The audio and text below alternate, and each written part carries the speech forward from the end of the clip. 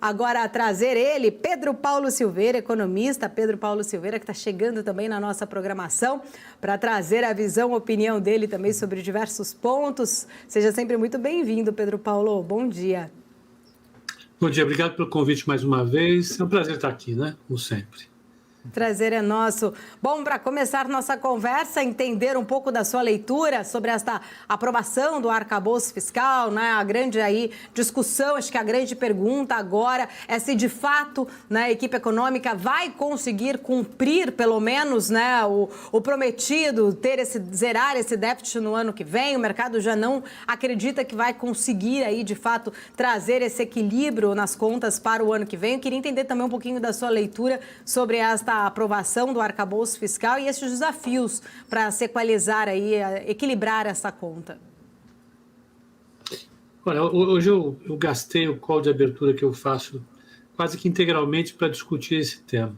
Eu acho que a aprovação é um evento extremamente positivo, porque ele sinaliza no longo prazo a estabilização da relação dívida-PIB. A questão é que essa relação não vai se estabilizar quando o governo anuncia que vai estabilizar e no meio do caminho o governo vai precisar fazer um pit stop, vai fazer uma troca de pneu, porque vai ter duas questões para resolver. Primeiro, então, o governo achava que chegaria a um superávit, um déficit zero, a partir de 2024, ano que vem, e não vai conseguir chegar. Efetivamente, a gente vai ter um déficit primário esse ano de mais ou menos 1,5%, 2% do PIB, vai um pouco para lá, um pouco para cá, vai depender da inflação, da taxa de crescimento e da arrecadação, mas não deve ficar menor que 1,5%. Para fazer um déficit primário menor no ano que vem, ele precisaria ter o tal aumento das receitas, já que ele não vai cortar despesa, e está pouco provável que consiga fazer na magnitude que ele precisaria, em 150 bilhões de reais. Pouco provável que isso aconteça. Então, a gente vai ter um déficit no ano que vem próximo ao que o mercado coloca aí no Focus, 0,80 por aí de déficit. No outro ano, 2025, um déficit de 0,60, 0,60 em 2026 e assim por diante. Então, você só vai estabilizar a relação dívida-PIB lá por 2030, tendo uma taxa de crescimento razoavelmente estável no período, né? Vamos dizer, 1,5%, ela não caia, também não suba muito. O governo estava sinalizando para o mercado que você conseguiria estabilizar a relação dívida-PIB em 2026, no máximo. E aí você vai conseguir estabilizar a relação dívida-PIB acima de 90% de dívida em relação ao PIB, que já é um número bastante elevado. Então, o segundo ponto que eu acho que vale a pena chamar atenção, todo mundo tem chamado atenção, desculpa, eu estou com oscilação de energia aqui, ainda bem que tem bateria no computador tranquilamente, mas de qualquer maneira, a gente vai ter também que rever a correção das despesas de saúde e educação, que de acordo com a Constituição precisam ser corrigidas de acordo com o aumento das receitas. Então, elas fogem ao escopo do arcabouço fiscal e o que vai acontecer é que elas vão ficar comendo boa parte das outras despesas e vai fazer com que o espaço para despesas discricionárias caia muito. Então, muita gente aposta já que no ano que vem você tenha que fazer uma mudança na Constituição para mudar a forma de correção das despesas de saúde e educação, que ficam fora, portanto, dos critérios do arcabouço fiscal. Mas o mercado reagiu bem à aprovação, porque quer queira, quer não, já é alguma coisa, é melhor do que o teto que estava desmoralizado, na opinião, acho que da imensa maioria do mercado, ele não vinha sendo cumprido desde 2019, e representa, vamos dizer, uma sinalização para 2030 você ter uma estabilização da relação dívida-PIB. Já é alguma coisa, vamos ver se as novidades para atualizar essas duas questões que eu coloquei, tanto de aumento de receita ou redução de despesa, como a mudança dos critérios para elevação da despesa de saúde e educação, aparecem logo para a gente ter um pouco mais de sossego. importantes, né? Até essa estimativa ali que não chegaria realmente a esse déficit, pelo menos o mercado já não enxerga mesmo, né, o cumprimento ou zerar esse déficit já no ano que vem, colocando ali uma projeção mais adiante. A minha pergunta é basicamente o seguinte, né? Qual a consequência disso caso realmente não venha a ser alcançado, já que era uma promessa ali, inclusive da equipe econômica, o próprio, acho que essa relação que acabou ganhando muito mais confiança do ministro da Fazenda com o mercado foi muito, acho que, né, conquistada justamente ali por mostrar uma sinalização da equipe econômica estar preocupada em trazer uma trava, desenhar o arcabouço ali de uma forma, né, que pudesse ser, e foi bem recebido a princípio pelo mercado. Mas caso realmente, né, não consiga ali cumprir, você acha que isso pode desancorar algum tipo de expectativa com o fiscal? Essa relação pode ficar, ter ali um peso ou ficar um pouco mais sensível, né, essa confiança dessas promessas que foram feitas, caso elas não sejam cumpridas? O mercado nunca caiu no conto do aumento da receita esse ano, a verdade é essa. Se você olhar o Focus diverge substancialmente do quadrinho que o Ministério da Fazenda fez por ocasião da apresentação da proposta de arcabouço fiscal.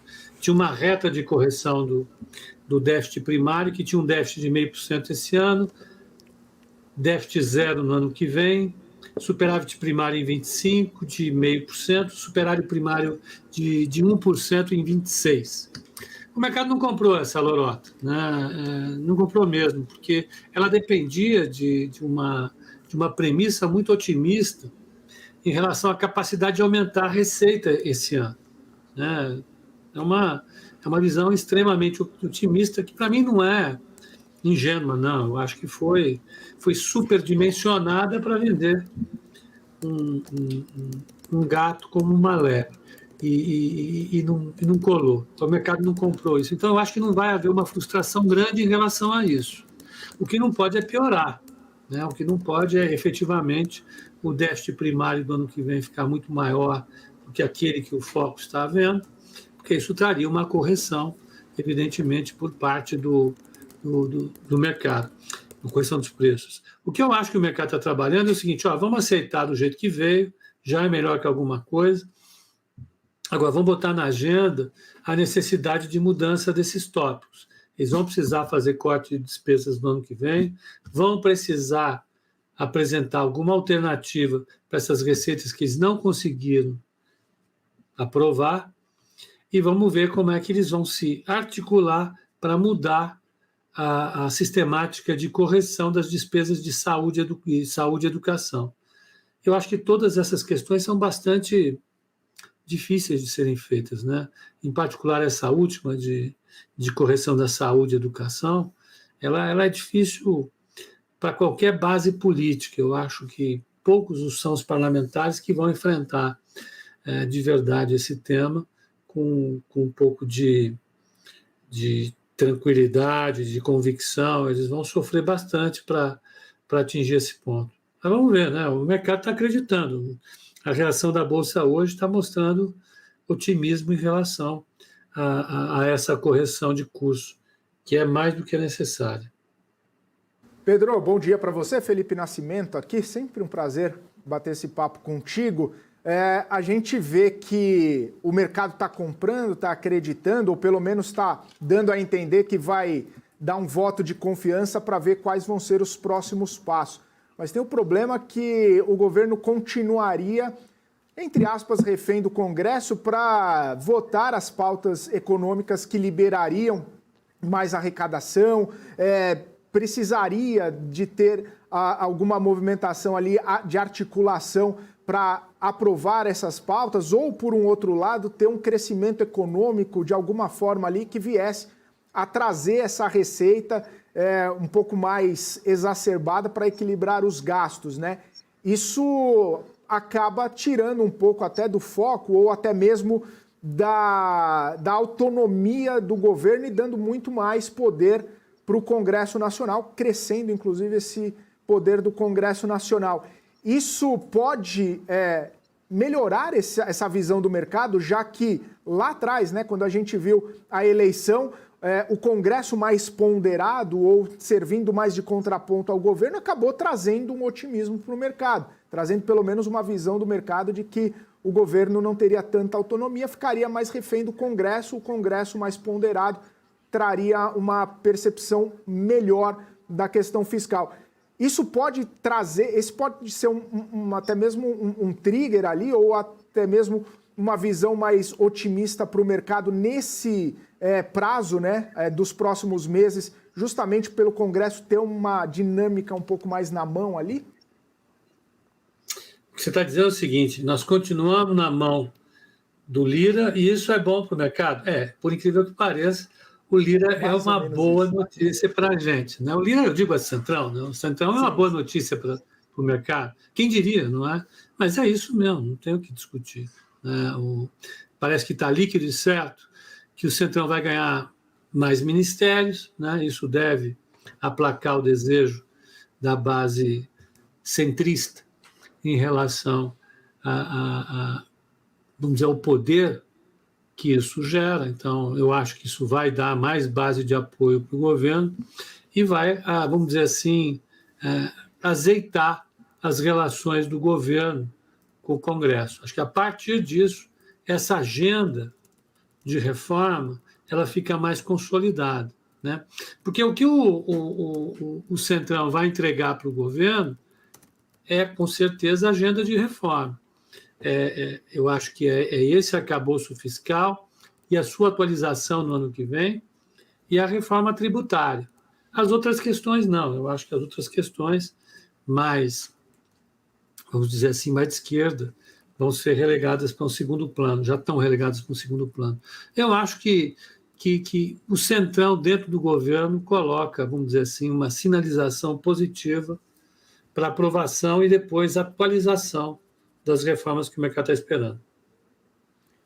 Pedro, aí a gente está falando de cenário doméstico, cenário interno, principalmente sob o viés mais político, e aí a gente tem um cenário externo, né, que também, nos últimos tempos, acabou pesando um pouquinho aqui para o nosso desempenho, seja a retirada do investidor estrangeiro para buscar outras alternativas com a alta das treasuries lá nos Estados Unidos. Hoje o cenário deu uma arrefecida, né? Acabou caindo um pouco o prêmio lá nos Estados Unidos, e isso acabou ajudando um pouquinho nesse fechamento da curva aqui no Brasil. Mas o que eu quero te perguntar é justamente esse contraponto, né? Se internamente parece que as pautas estão andando, o mercado vai dando voto de confiança, qual que é o peso do cenário externo para a gente, de repente, não ter um otimismo exacerbado ou, de repente, não ter um crescimento, né, uma melhora nesse ambiente, uma melhora no mercado, uma melhora na Bolsa, por parte do cenário internacional, segurando um pouco o freio de mão,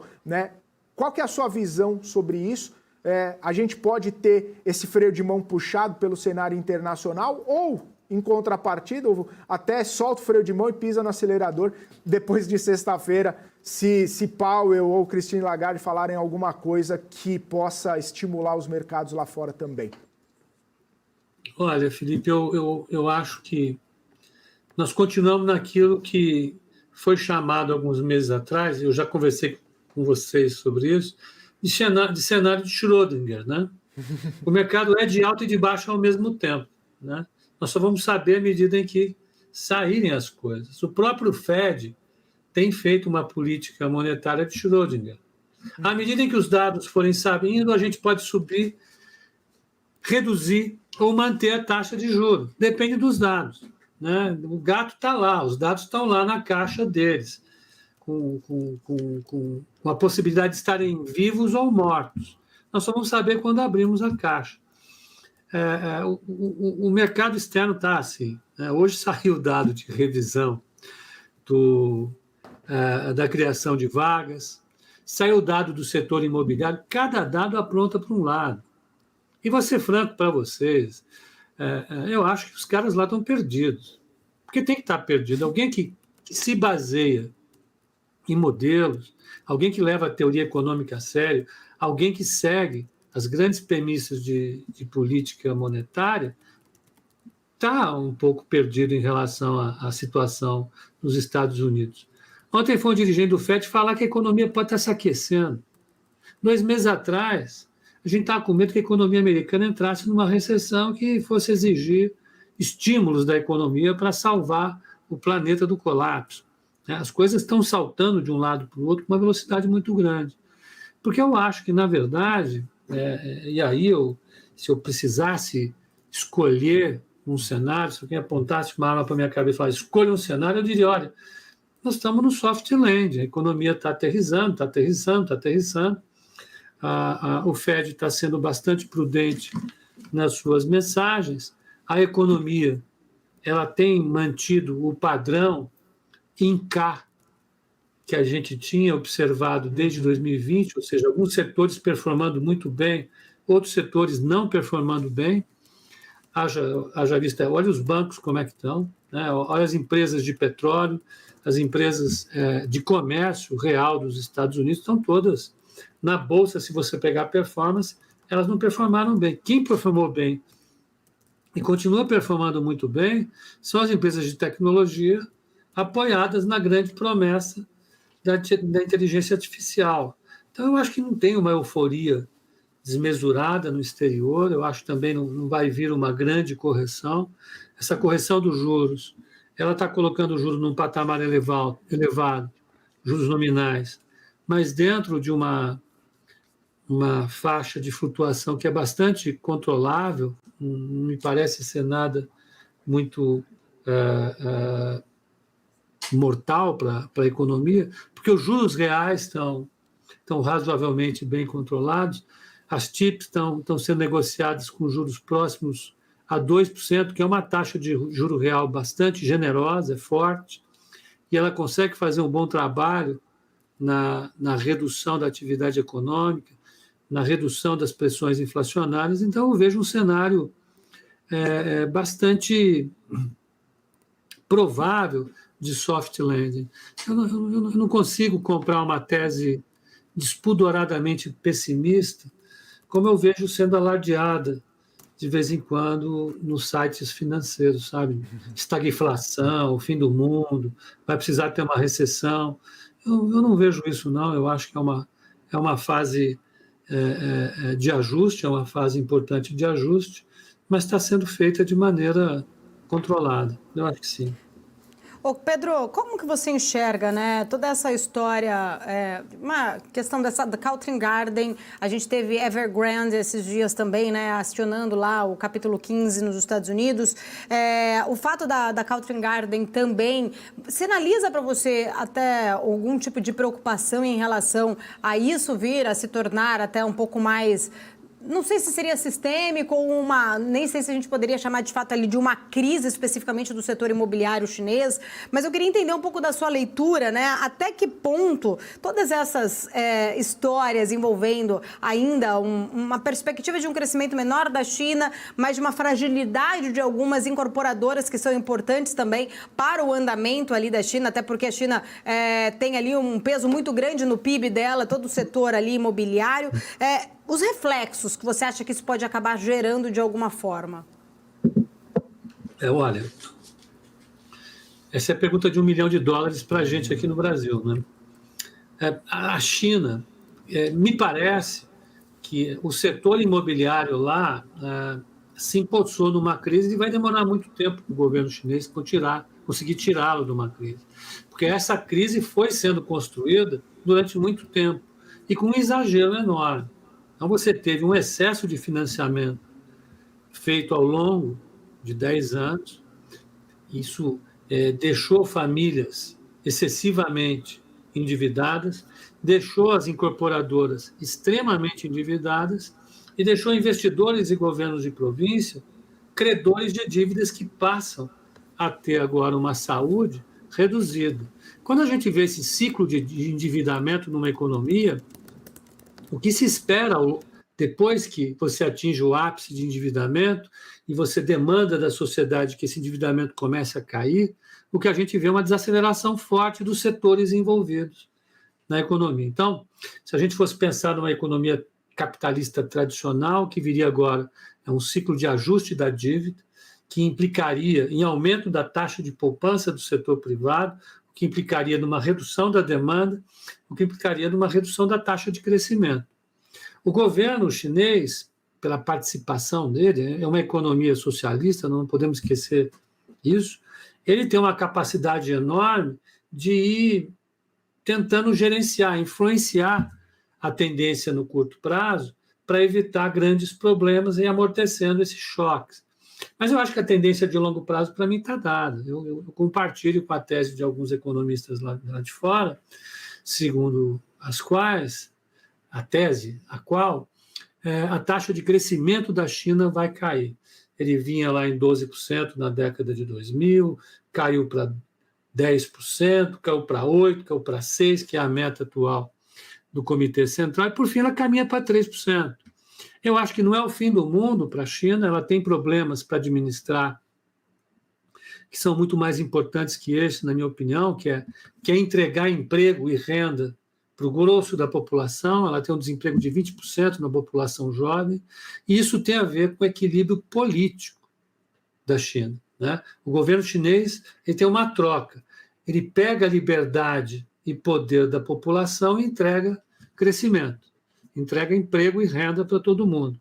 Então, ele precisa pensar em como é que ele vai entregar, nesse novo período, emprego e renda para a população. Resolvido isso, ele vai tentando gerenciar aos trancos e barrancos essa crise do setor imobiliário. Mas uma coisa, para mim, é objetivamente dada. Eu acho que a taxa de crescimento da China ela caiu, ela vai ser menor nos próximos anos que 5%, que 4%. Ela vai chegar por aí. E isso implica em coisas reais para a economia global. A economia global já não vai poder depender mais tanto da China. A China vai cumprir outro papel, e era mais do que claro que isso ia acontecer. Isso já estava sendo sinalizado desde de 2012, 2013, na crise da zona do euro. Então, a China precisa depender menos do comércio global, e o comércio global depender menos da China.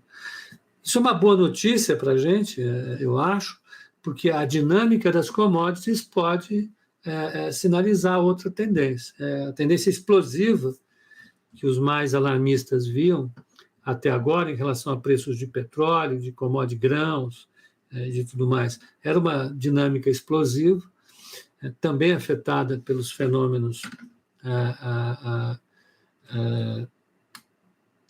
naturais, né, pelo aquecimento global, mas eu acho que a partir de agora a gente vai ter que contar com uma China crescendo menos, mas pressionando menos também os preços de commodities. Notícia ruim para alguns setores do Brasil, mas eu acho que é boa para a economia global como um todo também nesse aspecto. A pressão sobre o preço diminui.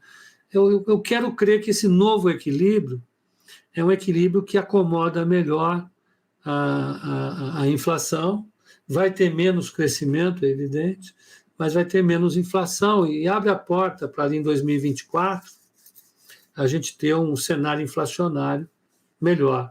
Então, eu acho que a China vai jogar uma pressão sobre alguns segmentos, mas, no geral, se for realmente controlado, como eu acredito que venha a ser, ela venha a contribuir para a redução da inflação.